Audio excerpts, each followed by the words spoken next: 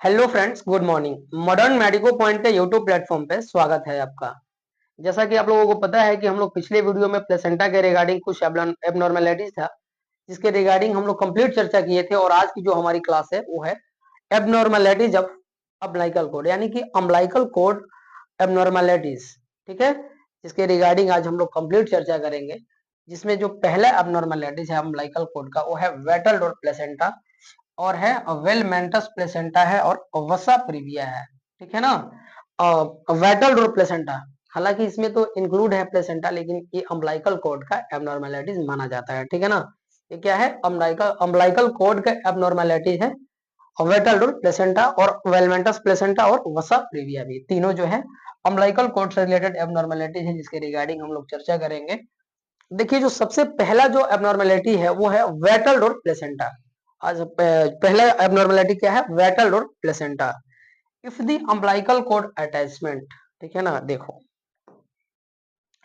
जब बेबी जो है इंट्रायूटेराइन लाइफ में रहता है, यानी कि क्या है, जब बेबी इंट्रायूटेराइन लाइफ में रहता है तो क्या होता है? प्लेसेंटा का फॉर्मेशन होता है। ठीक है ना। इससे क्या होता है? अम्बिलिकल कॉर्ड अटैच होता है। ये क्या है? बेबी है। ठीक है ना। बेबी है, बेबी से अम्बिलिकल कॉर्ड अटैच हुआ, और ये क्या है? प्लेसेंटा अटैच हुआ अम्बिलिकल कॉर्ड से। ठीक है। और इसकी जो अटैचमेंट होती है, किसकी? अम्बिलिकल कॉर्ड और प्लेसेंटा की जो अटैचमेंट होती है वो क्या होता है? सेंट्रल पार्ट ऑफ प्लेसेंटा, यानी कि प्लेसेंटा के बीच में होता है। और यही जो अटैचमेंट है वो क्या है? पेरिफेरली हो जाए, यानी कि साइड साइड में हो जाए। अगर साइड में हो जाए, कहीं भी साइड में हो जाए, तो उससे इस कंडीशन को हम लोग क्या कहते हैं? वेटल डोर प्लेसेंटा कहते हैं। ये एक प्रकार का एबनॉर्मल कंडीशन है। इसका ट्रीटमेंट वगैरह नहीं होता है। इसका मतलब कहें तो पूरी कंप्लीट अब तो फॉर्मेशन हो चुका है ना। इसका जो सिम्टोमेटिक मैनेजमेंट है वही कर सकते हैं। कंप्लीट अगर मैनेजमेंट की बात करें तो कंप्लीट मैनेजमेंट इसका नहीं होता है। आइए अब हम अगला जो एबनॉर्मेलिटीज है उसको देखेंगे। वेलमेंटस प्लेसेंटा क्या होता है? ठीक है, वेलमेंटस प्लेसेंटा।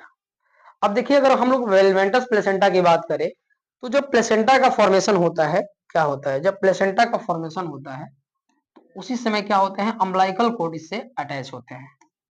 नॉर्मली क्या होता है? यही होता है, अम्बिलिकल कॉर्ड जो है अटैच होता है। और इसके बाद जो होता है विलाई जो होता है, अम्बिलिकल कॉर्ड विलाई जो होता है इसमें डिस्ट्रीब्यूट होते हैं। ठीक है ना। यहाँ तक प्लेसेंटा तक पहुंचने के बाद अम्बिलिकल कॉर्ड को, और इसकी जो डिस्ट्रीब्यूशन है इससे पहले ही हो जाए। ठीक है ना। इसकी जो डिस्ट्रीब्यूशन है, अब देखो, यही यहीं तक अम्बिलिकल कोड है, और यहाँ के बाद क्या हुआ? विलाइज का डिस्ट्रीब्यूशन यहीं से होने लगा। तो इस कंडीशन को हम लोग क्या कहते हैं? इस कंडीशन को हम लोग क्या कहते हैं? तो वेलमेंटस प्लेसेंटा कहते हैं। ठीक है ना। क्या कहते हैं इसको? वेलमेंटस प्लेसेंटा कहते हैं। Distribution of umbilical cord villi just before reaching into the placenta is known as velamentous placenta. ठीक है ना। यानी कि अम्बिलिकल कोड की जो विलाई है उसको प्लेसेंटा से पहुंचने से, प्लेसेंटा तक पहुंचने से पहले ही उसकी जो विलाई है उसकी डिस्ट्रीब्यूशन हो रही है। तो इस कंडीशन को हम लोग वेटल डोर प्लेसेंटा कहते हैं। ठीक है। अब देखिए, अगला जो एबनॉर्मेलिटी है वो है वसा प्रीविया।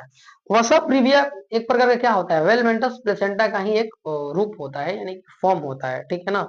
जो वसा प्रीविया है ऑलवेज वेलमेंटस प्लेसेंटा होता है। इसकी भी क्या होता है? जो अम्बिलिकल कोड विलाई है उसकी डिस्ट्रीब्यूशन प्लेसेंटा तक पहुंचने से पहले ही हो जाती है। और इसमें इतनी व्यापक रूप से हो जाती है, यानी कि इतनी एक्सेसिव हो जाती है कि वो क्या होता है? सर्विक्स तक जा करके, मतलब सर्विक्स तक उसकी लेवल आ जाती है, यानी कि लटक जाता है। कहां तक? सर्विक्स तक। और जब बेबी की डिलीवरी होती है तो किसके थ्रू होता है? सर्विक्स के थ्रू होता है ना। तो उस समय क्या होता है? बेबी की जो हेड है, यानी कि जो प्रेजेंटिंग पार्ट है, उससे क्या होता है कि उसको फ्रिक्शन लगता है। किसको? विलाई को। ठीक है ना। अम्बिलिकल कोड विलाई को बेबी के जो प्रेजेंटिंग पार्ट है उससे फ्रिक्शन लगता है, और रप्चर होने की संभावना बनी रहती है, जिसके कारण पोस्टमार्टम हेमरेज वगैरह देखने को मिलता है, यानी कि ब्लीडिंग वगैरह देखने को मिलता है। ठीक है। एक बार बोर्ड पे हम लोग समझ लेते हैं। If the distribution of villi at the level of cervix is known as vasa previa. Same वही बात है, वेलवेंटस प्लेसेंटा वाली बात है। यहाँ पे भी अम्बिलिकल कोड जो विलाई है उसकी डिस्ट्रीब्यूशन प्लेसेंटा तक पहुंचने से पहले ही हो रही है, और यहाँ पे भी सेम वही बात है। लेकिन इसमें इतना ज्यादा हो रही है कि उसकी जो लेवल है यानी कि जो विलाई है वो लटक करके कहाँ पे आ गई है, सर्विक्स तक आ गई है। और सर्विक्स तक आने से आपको पता ही है कि क्या होगा, रप्चर होने की संभावना बनी रहती है डिलीवरी के दौरान, ठीक है ना। एक नोट है, वसा प्रीविया ऑलवेज वेल मेंटस प्लेसेंटा, ठीक है ना। अब देखो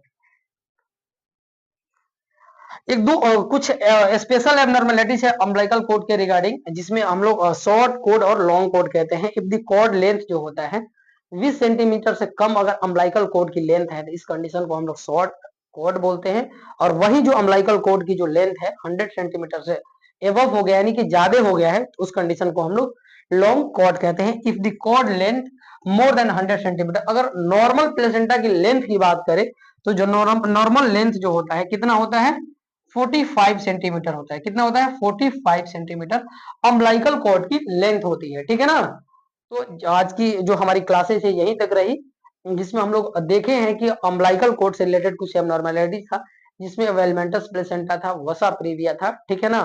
तो आई होप कि आज की क्लासेस हमारी समझ में आई होगी, और मिलते हैं आपसे एक नया टॉपिक के साथ अगले वीडियो में। तब तक के लिए बाय।